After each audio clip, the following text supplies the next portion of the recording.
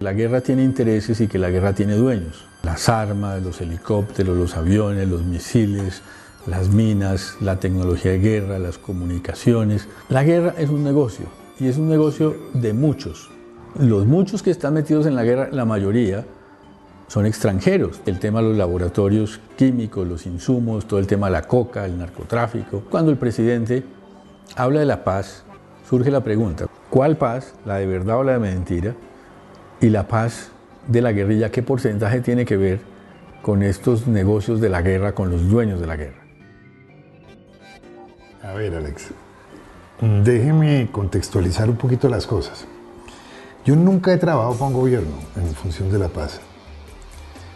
Me vinculé en 1984. Al 94, al 2004, ya voy para no sé cuántos años. Y soy autor de muchas cosas, desde la época de las FARC, cuando la Uribe. Participé en una cosa que se llamó la Comisión de Verificación. Yo iba a donde veía problemas y decía quién tiene la culpa, vigilando el primer acuerdo de la Uribe. Y después el agregado, que es un segundo acuerdo de la Uribe. Y de allí me entusiasmé con el tema. Conocí mucho el país en función del desorden, porque eso me implicó ir a todas partes. A todas partes es a todas partes y hablar con todo el mundo. Y eso significa hablar con todo el mundo. La gente dice, Leiva sabe mucho de FARC. Uno de mis interlocutores durante mucho tiempo fue el cura Pérez. El cura Pérez es la figura histórica del ELN. El EPL, pero muchísimo. Quintín Lame, el M-19. Yo liberé, por decirlo así, hice las conversaciones de liberación de Álvaro Gómez. A partir de su liberación hay un acto en Panamá que es el primer paso hacia la paz con el M-19. Es decir, yo soy un constructor de métodos para llegar a la paz.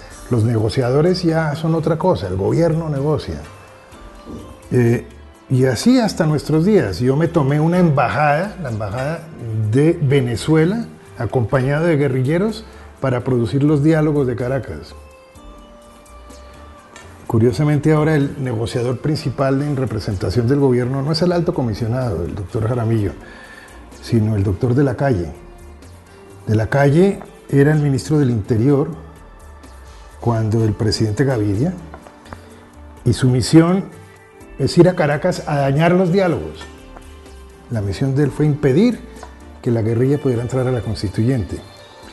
Yo conocí a Marulanda, conocí a Cano, conocí a Timochenko, conocí a Reyes, conocí yo diría que a todos, desde tiempo atrás.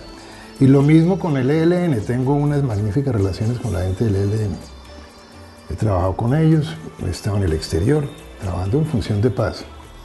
Con Caraballo, de quien ya nadie habla, con otras gentes que tuvieran mucho que ver con el EPL, marxista-leninista, Oscar William Calvo, nadie se acuerda de Oscar. Bueno, en fin, el presidente Santos, para llegar a nuestros días, dice, yo tengo la llave.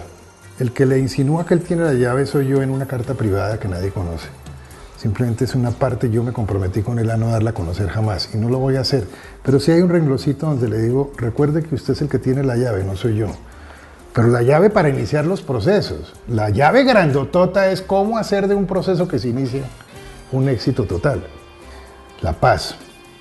¿Pero qué es la paz? Si se habla con el ELN, ¿es la paz con el ELN? ¿Es dejar de pelear con él? ¿O lo que se busca es lo que dice la norma, el artículo 22 de la Constitución, que dice la paz es un derecho y un deber?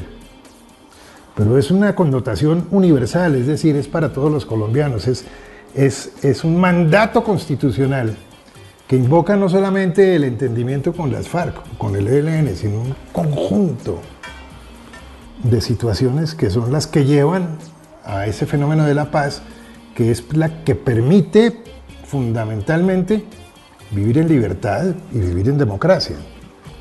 ¿Cómo surgen los paramilitares, que tienen también que ver con el problema de la paz y de la guerra? ¿Quiénes pagan? ¿Quiénes son los sujetos detrás de todo este misterio de la guerra? ya sean sujetos del exterior o del interior, propietarios de tierra, industriales, gente vinculada al sector financiero, comerciantes, transportadores, a tal punto de que no es el Estado exclusivamente la otra parte del conflicto, no es un conflicto entre alzados sin armas, guerrilleros, paramilitar y del Estado, sino que también es un conflicto que involucra a quien financia el paramilitar. Él es una parte en el conflicto, mezclado además en la modernidad con situaciones como el narcotráfico, en donde por la naturaleza de la situación y ser Colombia en abundancia, por excelencia el mayor productor en abundancia de coca en su momento de amapola, pues trae a la presencia de hacer presencia del conflicto a un país como Estados Unidos, que se quiera o no, pues es un elemento más del conflicto, porque traza unas pautas que se imponen al Estado colombiano y que naturalmente hay que tenerlas en cuenta dentro de la defensa del Estado, si se quiere, del territorio, en fin. La desigualdad social, la concentración del crédito. El sexto país más desigual del mundo, la mayor concentración de tierra en manos de pocos. Esas cifras tú las conoces.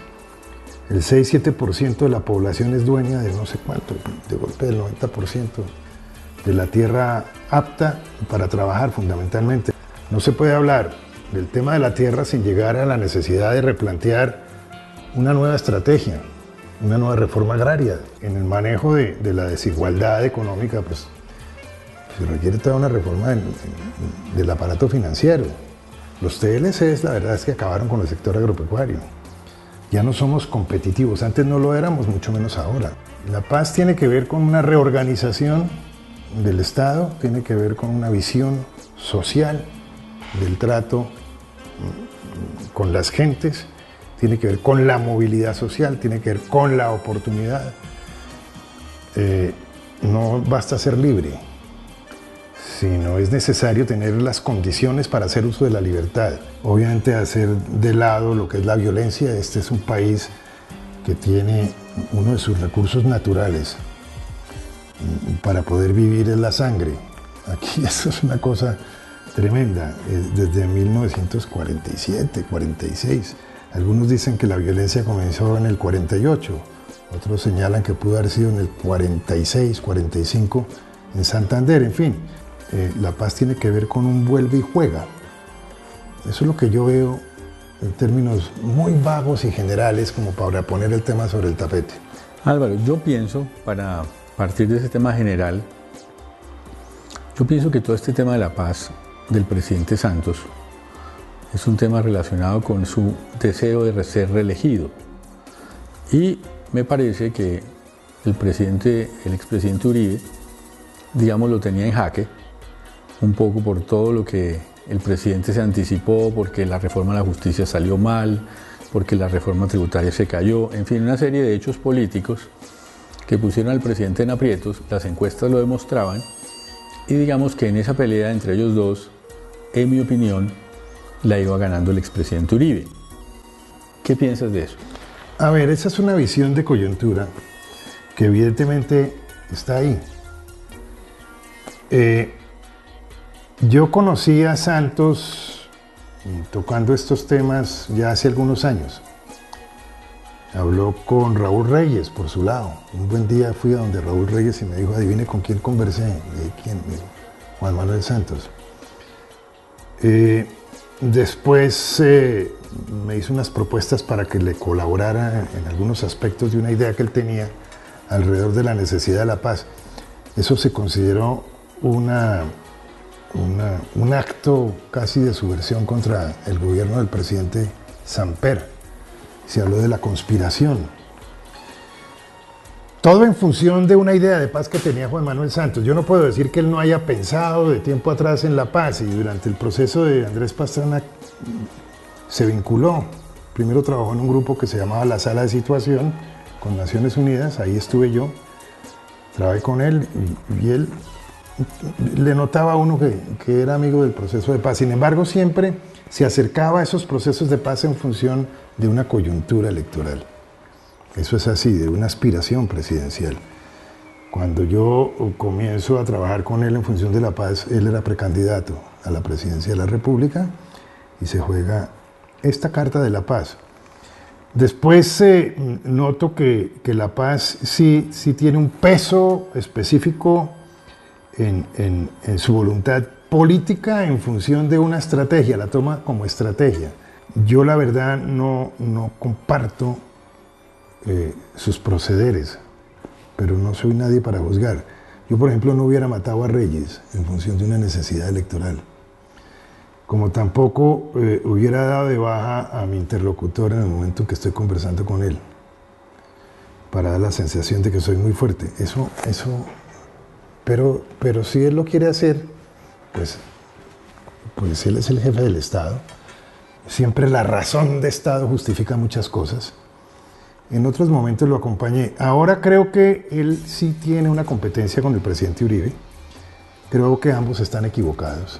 Esto hace que la paz hoy no pueda ser tratada tan laxamente ni se pueda buscar tan ligeramente como que entonces arranquemos hoy porque yo mañana, jefe de Estado, los perdono. Eso no es de así nomás. Y no es para contestarle a Uribe, porque la paz es una necesidad nacional. La paz es de los colombianos y la paz no la puede hacer sino el pueblo colombiano. Porque quieras o no, lo que se vaya a hacer al final tiene que ser refrendado. Y muy posiblemente a través de una constituyente que tiene que escoger los temas que va a conocer durante un periodo específico, establecer quiénes asisten y llevar los puntos de acuerdo para ser desarrollados en la constituyente a través de un referéndum. Yo creo que lo que hay que hacer es aprovechar la iniciativa, en el entendido de que Santos no tiene sino una de las dos llaves de la paz, que es la llave para arrancar los diálogos, pero que no puede estar solo para el momento de la culminación, porque esa culminación es otra llave, requiere de otra llave, y eso requiere de mucho pueblo, y unos acuerdos que sean fundamentales y que tengan que ver ahí sí con todos los elementos que hay que tocar precisamente para llegar a un proceso de paz definitivo, es decir, al punto final. Álvaro, yo te acompañé a conversar con el presidente Uribe cuando era presidente, a plantearle todo este tema de los diálogos con la guerrilla, y en ese momento la situación de país era otra. O sea, la guerrilla era muy fuerte, la guerrilla tenía 30.000 hombres, el ELN 10.000 o 12.000 hombres. ¿Por qué si la guerrilla hoy son alrededor de 9.000 personas entre las FARC y el ELN?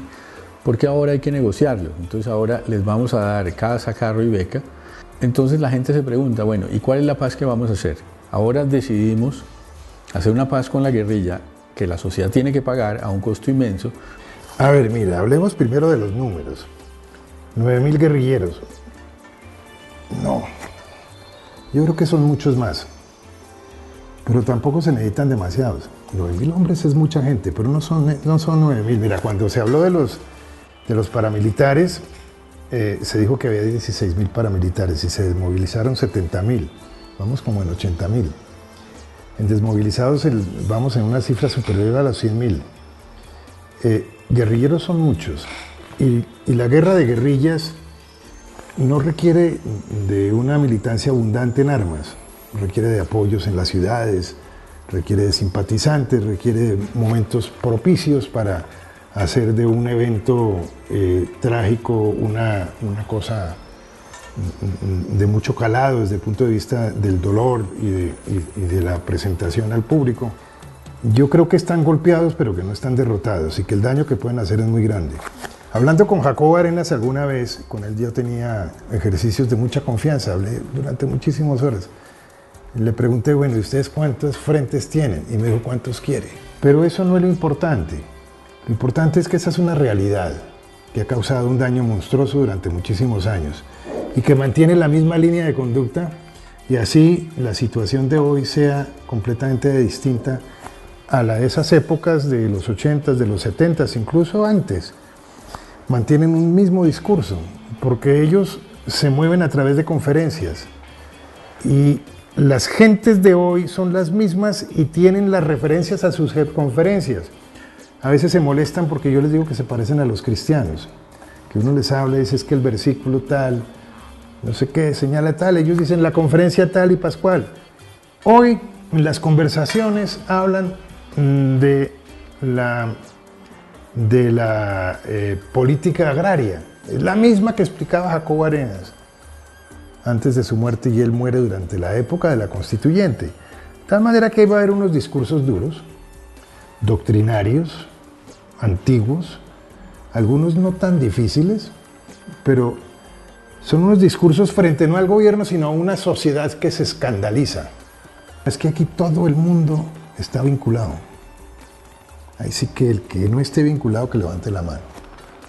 Y los militares están en la cárcel y tendrán, pues están los falsos positivos, hay masacres, hay participación en acciones de militares conjuntamente con paramilitares. Eso no significa que del otro lado no haya sino angelitos, de ninguna manera. Lo que quiero significar es que esto es una cosa absolutamente integral. Y obviamente a ellos hay que resolverle su situación. Lo que pasa es que iniciar el proceso es fácil. Lo que es difícil es ir atendiendo los problemas que se van presentando. ¿Y qué piensas tú del tema militar? ¿Qué piensas de los militares? Yo creo que ellos han sido víctimas, pero no víctimas de la guerrilla, víctimas de la clase dirigente, víctimas del Estado, víctimas... Yo no uso ciertos términos, porque me parecen hartísimos, pero digámoslo por darle gusto a alguna gente, víctimas del capitalismo a ultranza, del establecimiento, porque el establecimiento entonces dice, pues para eso están esos tipos. Y entonces están las viudas que lloran a sus desaparecidos, porque hay también desaparecidos, los huérfanos que lloran a sus padres que de buena fe se fueron al monte. Todos pensando en la patria que es un concepto que se pone de moda por épocas. Lo que hay que hacer es cultivar unas reglas del juego, igual paz, que permitan que el individuo pueda gozar más de su dignidad y de su posibilidad para crecer y para que los suyos crezcan de igual forma para poder triunfar en la vida. Entonces, yo por eso creo que los militares han sido víctimas del proceso y yo creo que hay que buscar un escenario que les permita reivindicarlos, porque como institución, pues es una institución importantísima. Esto es una dinámica que requiere riqueza intelectual, capacidad de negociación, capacidad de compresión y de asimilación, conocer el país. Aquí hay muchos de los negociadores que cuando les hablen sobre la injusticia en el sur del Vaupés, no llegan a imaginarse lo que es el sur del Vaupés. Este es un país que desconocido. Pero esa es la belleza de la paz. Construirla no es fácil, pero es todo un reto. Hay que meter a Uribe, hay que meter a todo el mundo. Y al final hay que sacar de las cárceles a los militares. Y hay que darle la misma posibilidad a muchísima gente. El mismo Uribe necesita el proceso de paz, porque la solución a ese conflicto va a solucionar problemas que encontró en la confrontación. Muchas de las situaciones obedecen a un contexto de desorden generalizado y a una desinstitucionalización del país en función de una política de seguridad democrática que implicaba en la respuesta violenta, aún quebrantando normas constitucionales, a unos señores alzados en armas desde hace 50 años, de tal manera que esto no es para beneficiar solamente a la guerrilla, de ninguna manera, eso no puede ser así, sino para darle unas reglas del juego de la nueva oportunidad al país que conlleva solucionarle muchísimos problemas a los guerrilleros, a muchos paramilitares, no otros, eso hay manera de hacer unas distinciones también específicas, a los administradores de la cosa pública, porque no, la participación de parte de la fuerza pública en el desorden nacional no es con Uribe, los falsos positivos de Uribe, de ninguna manera. Detrás de las tragedias del proceso de Betancur había generales y capitanes y coroneles y gente que simplemente no comulgaba con el entendimiento y la paz y que auparon el desorden y crearon caos y que también llegaron a producir por la adopción de una conducta contra el proceso muchísimas muertes. La gran desmovilización es la del ejército. Es uno de los ejércitos más grandes del mundo.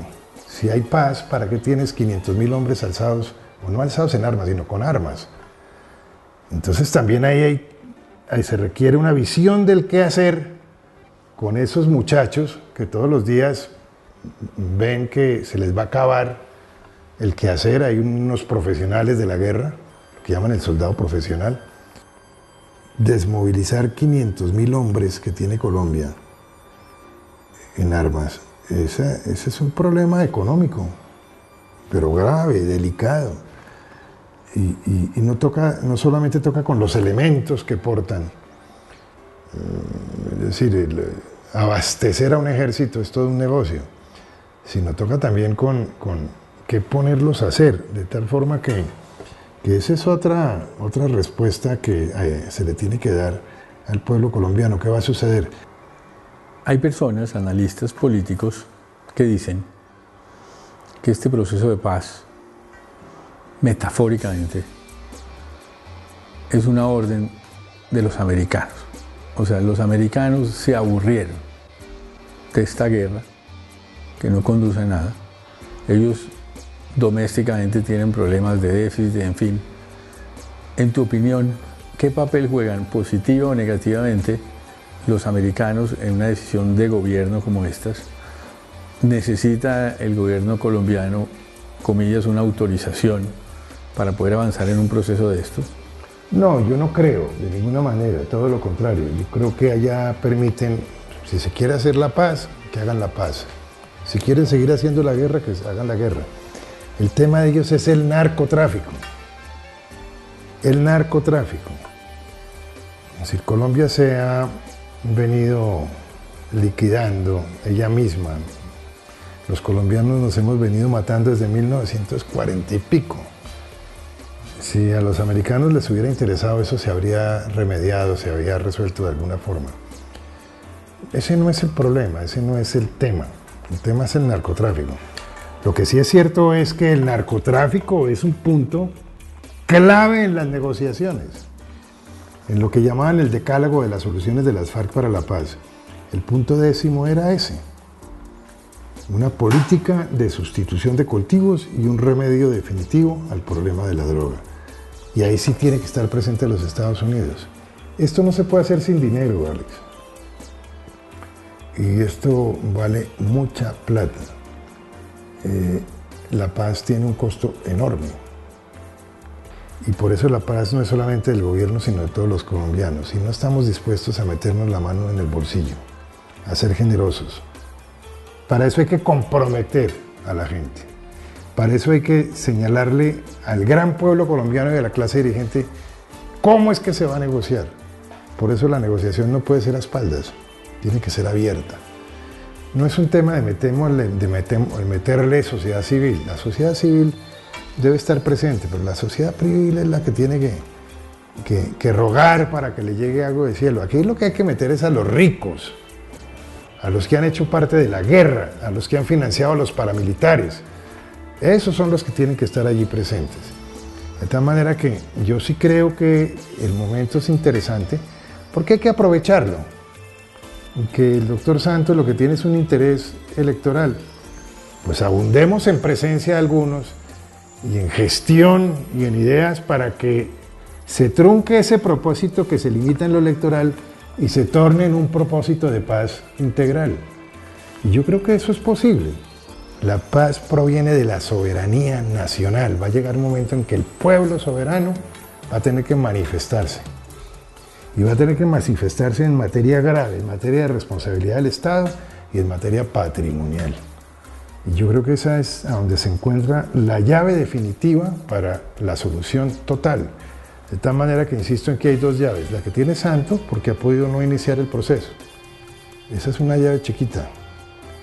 La llave grandotota es la llave del final, que es la llave de la paz. ¿Por qué no haces parte de este proceso? Porque no, simplemente no me llamaron. A mí la verdad es que nunca me han llamado los procesos. Los procesos en las distintas ocasiones yo los he impulsado, inclusive a niveles de riesgo muy altos. Yo considero que sí, que conozco y pienso que se le puede ayudar al doctor Santos. A mí no se me menciona mucho porque entonces sería darme un reconocimiento que obviamente quien es titular del Ejecutivo no va a conceder. Si no hay refrendación del pueblo colombiano en las urnas, no hay paz. Y ese día la paz culmina por una participación colombiana, en el sentido de que los colombianos van a poder gritar a través del sufragio: la paz es mía, no es una paz de fulano o sultano. Eso no quiere decir que el presidente hoy no tenga el mérito de haber sentado a la gente o haber permitido que la gente converse. ¿Crees que la guerrilla de las FARC y el ELN van a firmar? Yo no creo que eso sea tan fácil. Es decir, esto no es, hagamos un procedimiento para, si no vencerme en el campo de batalla, hacer las veces de que salí airoso a través de una firma, no. Esa es una gente que le ha dedicado, muchos de ellos, 30, 40 años al monte. Ha habido 3 o 4 jefes importantes que ya le han demostrado a la tropa que es posible morir. No sé si me explico. Es decir, un Timochenko no sería inferior a un Cano.